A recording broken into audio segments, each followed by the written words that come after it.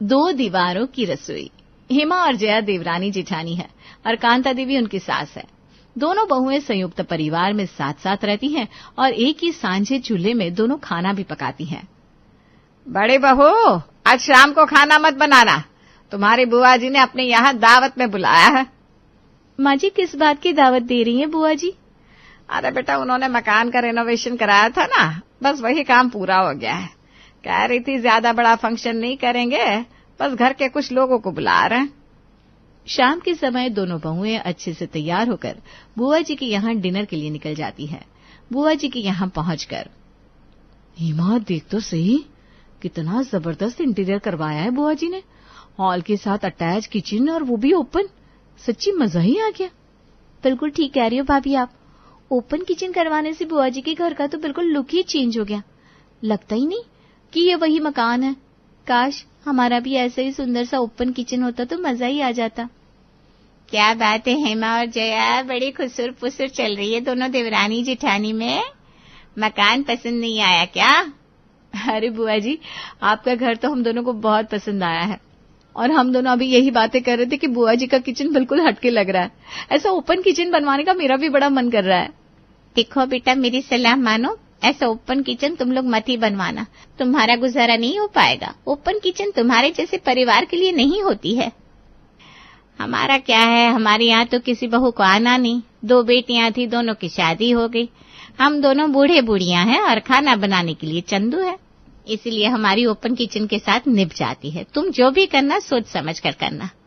बुआ जी का जवाब सुनकर दोनों बहुएं थोड़ी सी कंफ्यूज हो गई थी। उन्हें समझ में नहीं आ रहा था कि बुआ जी आखिर उन्हें समझाना क्या चाहती हैं।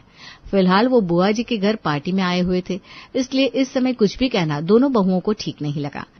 इसलिए खाना पीना होने के बाद सभी लोग वापस अपने घर आ जाते हैं। अगले दिन, एक बात बताइए भाभी, आपको बुआ जी का रिएक्शन कल कुछ अजीब नहीं लगा?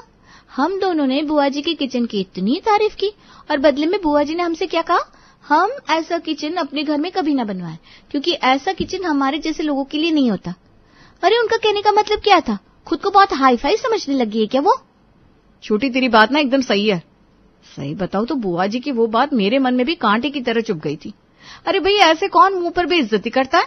और ऐसे कौन से 2-4 करोड़ रुपए कमाते हैं फूफा जी, जो वो हमें इस तरह की बातें सुना रही थी। सही में बुआ जी की बातें सुनकर कल तो मुझे ना एकदम गरीब टाइप की फीलिंग आ गई। क्या हुआ बेटा? देख रही हूँ जब से तुम लोग बुआ जी के यहाँ से खाना खाकर आए हो, दोनों ही कुछ परेशान परेशान से नजर आ रही हो। कुछ बात है तो बताओ।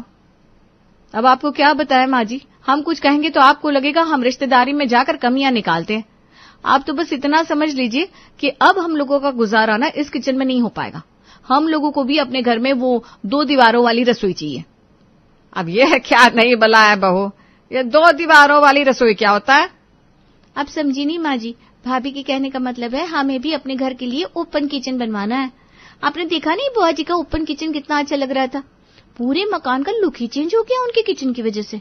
और वैसे भी आजकल ट्रेंड है हॉल के साथ अटैच ओपन किचन बनाने का।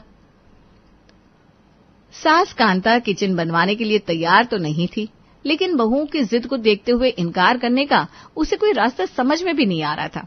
इसलिए कई बार ना अनुकुर करने के बाद अंत में बेचारी कांता अपने किचन को ओपन किचन बनवाने के लिए तैयार हो जाती है। एक बार रसोई का काम शुरू होता है तो उसके बाद तो फिर एक के बाद एक खर्चे बढ़ते ही जाते हैं। मम्मी जी, अब ओपन किचन बनवा ही रही है तो अब ये मत सोचिएगा कि सिर्फ 2 दीवार तुड़वा देंगी उससे ओपन किचन बन जाएगा। सब कुछ बदलना पड़ेगा किचन में, टाइल्स, पत्थर, सब कुछ हमें नए और मॉडर्न स्टाइल की चाहिए, तभी तो किचन किचन जैसा लगेगा। और आपको पता है, हमारे इस पुराने स्टाइल के मकान को देखकर ही ना लोग हमें उनसे छोटा समझते हैं। आपको यकीन नहीं होगा माँ जी, लेकिन बुआ जी ने जो हम लोगों से कहा ना, उसे सुनकर हमें यही समझ में आया कि बुआ जी को लगता है कि हम लोग बड़े गरीब हैं और ऐसा मॉडर्न लुक का किचन अफोर्ड नहीं कर सकते। अरे ठीक है भाई, जो बनवाना है बनवा लो, मेरी जान छोड़ो। तुम दोनों को तो पता नहीं किस अशुभ मुहूर्त में जीजी के यहाँ खाने के लिए ले गई। जिस दिन से वहां से लौटी हूँ मेरी नाक में दम करके रखा है। कभी कहती हो ओपन किचन बना दो, कभी कहती हो पत्थर बदलना है, कभी कहती हो टाइल्स बदलवानी है। मुझे तो डर बस इस बात का है कि कहीं तुम पति बदलने की बात ना करने लगो। सोच लो, कहीं तुम्हारे पति तो पुराने डिजाइन के नहीं हो गए ना। किचन को तैयार होने में लगभग 2 महीने का लंबा समय लगा और अंत में वो दिन भी आया जब रसोई बनकर तैयार हो गई। हेमा, दूध गैस पर रखा हुआ है, मैं जरा छत पर कपड़े सुखाकर आती हूँ, तुम थोड़ा ध्यान रखना। देवरानी को बोलकर जया छत पर कपड़े सुखाने चली गई थी। वहीं दूसरी ओर कुछ देर तक दूध की निगरानी करने के बाद हेमा को भी अपने कमरे में कुछ काम याद आ गया और वो उठकर अपने कमरे में चली गई। जब जया छत पर से कपड़े सुखाकर नीचे लौटी तो उसने देखा रसोई में दूध उबलकर गैस पर गिर रहा था और हेमा रसोई में नहीं थी। जया दौड़कर गैस बंद करती है और फिर जल्दी जल्दी दूध साफ करने लगती है। तभी वहां सास कांता आ जाती है। अरे बहू, ये किचन का क्या हाल बना रखा है? ये सब्जी को इतना दूध क्यों गिरा पड़ा है? अच्छा, अब समझ में आया, बहा दिया ना पूरा दूध। अरे तुम्हें किसी ने बताया नहीं कि दूध और पूत एक समान होते हैं? दूध का उबलना कितना अपशगुन होता है। वो तो मैं हूं जो तुम्हें इतनी छूट दे रखी है। अगर मेरी जगह मेरी सास होती ना तो इतनी बातें सुनाती कि कान से खून बहने लगता। देख बहू, कान खोलकर सुन ले, इस तरह की लापरवाही मुझे कतई बर्दाश्त नहीं है। माँ जी, आगे से ख्याल रखूंगी। सास के जाने के बाद, अरे हेमा, कहाँ थी तुम? तुम्हें बोला था ना दूध का ख्याल रखने के लिए। यहाँ सारा दूध उबलकर निकल गया और तुम्हारी गलती की वजह से सासू माँ से मुझे बातें सुननी पड़ी। तो सासू माँ को बताने की क्या जरूरत थी? हर मैटर में उन्हें लेकर आओगी तो यही होगा ना। अरे मैंने कौन सा उन्हें कुछ बताया है? अब तो ये किचन ही खुला हुआ है, दूर से ही माँ जी को दिखाई पड़ जाता है हम रसोई में क्या कर रहे हैं। हाँ भाभी, आप ठीक कह रही हैं। अगले दिन, माँ जी आ जाइए, खाना लग गया। ऐसा कैसे खाना लग गया भाई? अभी थोड़ी देर पहले तो तुम किचन में आई हो, सिर्फ कुकर में 2 सीटी लगाई है तुमने और उन 2 सीटी से तुम्हारा खाना बनकर तैयार हो गया। अच्छा ये बताओ, खाने में क्या बनाया है? दाल चावल और सब्जी बनाई है माँ जी, इसलिए ज्यादा समय नहीं लगा बनाने में। छोटी बहू, ये पहाड़ा किसी और को पड़ा ना। हॉल में तुम्हारे सामने बैठी हुई हूँ, पूरी नजर है मेरे किचन में क्या कर रही हो क्या नहीं। ना तुमने दाल बनाई ना सब्जी, तुमने सिर्फ कुकर में 2 सीटी लगाकर चावल बनाया। सच सच बताओ, ये दाल सब्जी कितने दिन पुरानी है? सास की बात सुनकर अब बेचारी छोटी बहू की हालत खराब हो जाती है। ओ माँ जी, वो 2 दिन पहले दाल और सब्जी थोड़ी ज्यादा बन गई थी ना, तो वो बचा कर रखी थी मैंने। सोचा इतना महंगाई का जमाना है, क्यों दाल सब्जी फेंकना, इसीलिए सिर्फ चावल बनाकर सबका डिनर लगा दिया। छोटी बहू, ज्यादा दिमाग चलाने की जरूरत ना है। तुम्हारी हरकतों पर हमें बहुत पहले से शक था, लेकिन पक्के तौर पर कुछ पता नहीं था ना, इसलिए आज तक तुमसे कुछ कहा नहीं। तुम बहुत अच्छी तरह जानती हो कि बासी खाने के नाम से हमें कितनी चिढ़ है। अरे भाई, परिवार के लोगों को शुद्ध ताजा भोजन बनाकर नहीं खिला सकते तुम लोग? जानबूझकर ज्यादा खाना बनाती हो ताकि तुम्हें बार बार खाना ना बनाना पड़े और आराम से दूसरे टाइम का काम चल जाए। चोरी पकड़े जाने के कारण छोटी बहू बेचारी बड़ी परेशान नजर आ रही थी। इस ओपन किचन ने दिमाग खराब करके रख दिया है। इन छोटी छोटी बातों को पहले हम माँ जी से बड़ी आसानी से छुपा लेते थे, लेकिन अब हॉल में बैठे बैठे पूरा दिन माँ जी की नजर हमारे किचन में गड़ी रहती।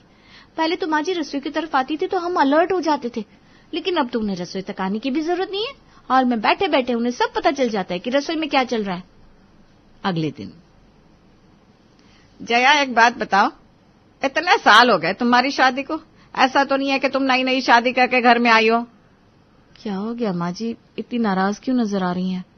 अरे भाई, कब से तुम्हें हॉल में बैठे हुए हम देख रहे हैं। कभी खीरा उठाकर मुंह में डाल लेती हो, कभी मूली, कभी दाल मुंह में खा रही हो, कभी सब्जी। इस तरह से झूठा करके खाना पकाया जाता है क्या? ऐसा झूठा भोजन परिवार के लोगों को खिला रही हो तभी तो कहूं, मेरे बेटे बेचारे दिन रात मेहनत कर रहे हैं, फिर भी इस घर में बरकत क्यों नहीं होती? अरे माँ जी, मैं बस खीरा चक्कर देख रही थी, कहीं कड़वा तो नहीं है। और दाल सब्जी भी परिवार के सामने परोसने से पहले एक बार तो चखने पड़ते ना, फिर आप ही कहेंगी नमक मिर्च कम है, इसलिए टेस्ट करके देख रही थी। इसका बरकत से क्या लेना देना है? हमें ना बड़ी बड़ी बातें ना सुनाओ, तुमसे ज्यादा रसोई चलाई हमने, लेकिन मजाल है जो रसोई में पड़ा खाना झूठा किया हो। जब से वो ओपन किचन बना था, दोनों बहुओं की शामत आ गई थी। 24 घंटे सीसीटीवी कैमरे की तरह सास कांता हॉल में बैठी उनके ऊपर नजरें बनाए रखती, जिसके कारण बेचारी दोनों बहुओं की सांस ऊपर नीचे होती रहती। अरे बहू, क्या है ये, नाक कटवा कर रख दी तुम दोनों महारानियों ने। मेरी सहेली जाते हुए कह गई है कि हमारे घर की रसोई कितनी गंदी है, उसमें बनी चाय पीने की भी उसकी इच्छा नहीं हो रही थी। बनी हुई चाय देखो टेबल पर रखकर छोड़ गई है वो। अरे माँ जी, दिन भर रसोई को खींचने के अलावा भी मेरे पास और काम होते हैं कि नहीं? आपकी सहेली यहाँ आपसे मिलने आई थी या हमारी किचन का इंस्पेक्शन करने? अभी तो जो हुआ सो हुआ, लेकिन दोनों कान खोलकर सुन लो, तुम्हारी बुआ जी आ रही है कल डिनर पर। याद है ना, जब उनके यहाँ डिनर पर गए थे तो कितनी खातिरदारी की थी उन्होंने। दोनों कमर कस लेना, मुझे शिकायत नहीं चाहिए। पहले रसोई चमकाओ, उसके बाद खाने की तैयारी में लगो। देख लिया छोटी तूने। अरे बुआ जी के साथ हमारा कोई कंपैरिजन है क्या? बुआ जी के परिवार में खाने वाले 2 लोग हैं और पकाने वाला एक नौकर रखा हुआ है। हमारे घर में तो पहले से ही इतना बड़ा परिवार है खाने के लिए, काम में मदद करने वाला कोई नहीं, और ऊपर से माँ जी ने ऐसे फरमान सुनाया जैसे हम दोनों इंसान ना होकर कोई मशीन हो। जल्दी से तैयारी में लग जाते हैं भाभी, वरना कल बुआ जी के सामने किरकिरी हो जाएगी हमारी। बात तो माँ जी की भी ठीक है ना। याद है बुआ जी ने कितना जोरदार स्वागत करा था हमारा, कितनी वैरायटी का खाना बनवाया था। उतना ना सही, लेकिन हमें भी उनकी टक्कर का डिनर तो उन्हें कराना ही पड़ेगा। दोपहर से ही दोनों बहुएं डिनर की तैयारी में जुट गई थी। 3 तरह की सब्जी, रायता, नान, पुलाव, खीर और गुलाब जामुन तैयार करते करते उनकी हालत पस्त होने लगी थी। शाम के 6 बजे बुआ जी डिनर के लिए उनके यहाँ पहुंच गई थी। हेमा, तू चाय नाश्ता लगा, तब तक मैं ये गुलाब जामुन फ्राई कर रही हूँ। थोड़ी देर बाद माँ जी खाने के लिए शोर मचाना शुरू कर देंगी। जेठानी की बात सुनकर देवरानी चाय नाश्ता लगाने चली जाती है। कुछ देर बाद, क्या हुआ भाभी, आप इतनी घबराई हुई क्यों नजर आ रही हैं? अरे क्या बताऊं, मटर पनीर की सब्जी में ना नमक बहुत तेज हो गया है, अब क्या करें? भाभी धीरे बोलिए, अगर अभी माँ जी ने सुन लिया ना तो बवाल मच जाएगा। ठीक है, इसका नमक बैलेंस करने के लिए सब्जी में थोड़ी सी ग्रेवी बढ़ा देते हैं और थोड़ा सा चाट मसाला भी मिला देती हूँ। आटे की लोई बनाकर ग्रेवी में डाल देते हैं, थोड़ा सा बैलेंस तो हो ही जाएगा। दोनों बहुएं अभी नमक कम करने का जुगाड़ कर रही थी कि उनकी सास रसोई में आ जाती है। अरे छोटी बहू, क्या कर रही हो? तुमने तो कितनी देर पहले ही मटर पनीर की सब्जी बना दी थी। ए बड़ी बहू, अब इसके अंदर पानी क्यों मिला रही हो? दिमाग तो ठिकाने है तुम्हारा। वो माँ जी, ग्रेवी सूख गई थी ना, तो मैंने सोचा थोड़ा पानी डालकर गर्म कर देती हूँ। अच्छी खासी सब्जी का सत्यानाश कर रही हो। और ये क्या है, आटे के टुकड़े क्यों डाल रखे हैं सब्जी में? सास की बात सुनकर अब तो बेचारी दोनों बहुओं का चेहरा सफेद पड़ गया। हाँ, अब सब समझ गई मैं। इसका मतलब ढंग का खाना बन नहीं पाया तुम दोनों से मिलकर भी। सब्जी में नमक भर दिया ना तुमने, इसलिए पानी और आटा डालकर स्वाद ठीक करने की कोशिश कर रही हो। तुम दोनों का तो बस भगवान ही मालिक है। सास के मुंह से ऐसी बातें सुनने के बाद दोनों बहुओं का चेहरा लटक गया था। वहीं दूसरी ओर बुआ जी के कानों में भी कांता के चिल्लाने की आवाज पहुंच गई थी। कुछ देर बाद बुआ जी धीरे से दोनों बहुओं के पास रसोई में आती है। हेमा, जया, कैसी हो बेटा तुम दोनों? अभी भी नाराज हो क्या?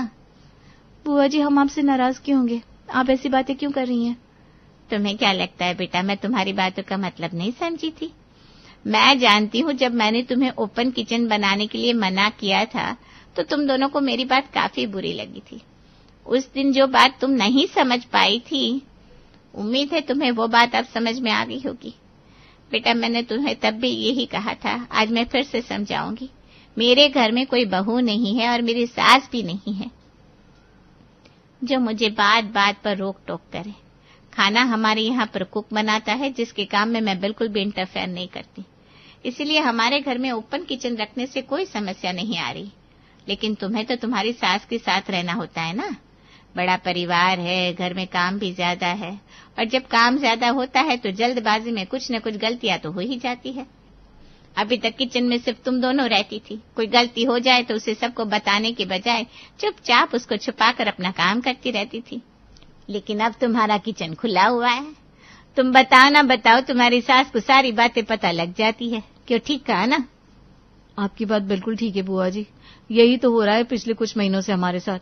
माँ जी की हर बात में रोकने टोकने की आदत है, ये तो आप जानती हैं। काम से थकान हो जाए तो हम लोग दोपहर में 1 कप चाय बनाकर पी लेते थे, लेकिन अब तो माँ जी की चिकचिक की आदत के कारण 1 कप चाय बनाकर भी नहीं पी सकते, क्योंकि जैसे ही गैस पर चाय का बर्तन चढ़ता है माँ जी को पता लग जाता है कि हम दोबारा चाय बना रहे हैं, और फिर माँ जी का प्रवचन शुरू हो जाता है। माँ जी के मुंह से इतनी सारी बातें सुनने के बाद चाय पीने की इच्छा ही खत्म हो जाती है। गैस पर थोड़ा सा दूध निकल जाए या सब्जी में थोड़ा बहुत नमक तेज हो जाए, अब ना कोई भी बात माँ जी से छुपी नहीं रह सकती, उन्हें सब पता चल जाता है। इस ओपन किचन ने हमारी जिंदगी बर्बाद करके रख दी है। पूरा दिन माँ जी का सीसीटीवी कैमरा सब कुछ रिकॉर्ड करता रहता है। हमारे जीवन से तो सुकून ही खत्म हो गया है। यह हॉल से दिखने वाला किचन सिर्फ नौकरों की मदद से ही बिल्कुल सजा कर रखा जा सकता है। अब हम बहुएं तो पूरा दिन रसोई के कामों में खपी रहती है। थोड़ा बहुत सामान तो यहाँ वहां फैला हुआ दिखाई देना ही है, और माँ जी को बातें सुनाने का मौका मिल जाता है। हर समय किचन चमकता रहा, ऐसे कैसे संभव है? और माँ जी हर वक्त रसोई की गंदा होने के लिए हमें डांटती रहती है। हम चाह कर भी इस किचन को मेंटेन नहीं कर पा रहे हैं, क्या करें भाई? अब तुम्हें समझ में आया कि हमेशा रिश्तेदार जलन के कारण ही किसी काम के लिए मना नहीं करते। अरे बेटा, तुम दोनों मेरी बेटियों की तरह हो। मैंने तो तुम्हें अपना समझ के समझाने की कोशिश की थी। भाभी की आदतों से क्या मैं वाकिफ नहीं हूँ? लेकिन तुम दोनों ने तो मुझे ही विलन बना दिया और पूरी रिश्तेदारी में मुझे ही घमंडी और खड़ूस कहकर बदनाम कर दिया। बुआ जी माफ कर दीजिए हमें, वाकई आपको समझने में हमने बड़ी भूल कर दी। अब जो हो गया सो हो गया। अब आप ये बताइए कि 2 दीवार की रसोई की मुसीबत से छुटकारा कैसे पाया जाए? बेटा, अब तो 2 ही रास्ते बचते हैं। या तो अपनी रसोई में फिर से दरवाजा लगवा लो, या फिर एक पर्दा खरीद लो, रसोई के सामने टांग लो, ताकि तुम्हारी सास की नजर से रसोई बची रहे। बुआ जी की बातें दोनों बहू को समझ में आ गई थी, इसलिए अगले दिन वो एक पर्दा खरीद कर लाती हैं और अपनी ओपन किचन के सामने टांग देती है, जिससे कि सास कांता दिन भर रसोई को देखकर चिक चिक करना बंद कर दे।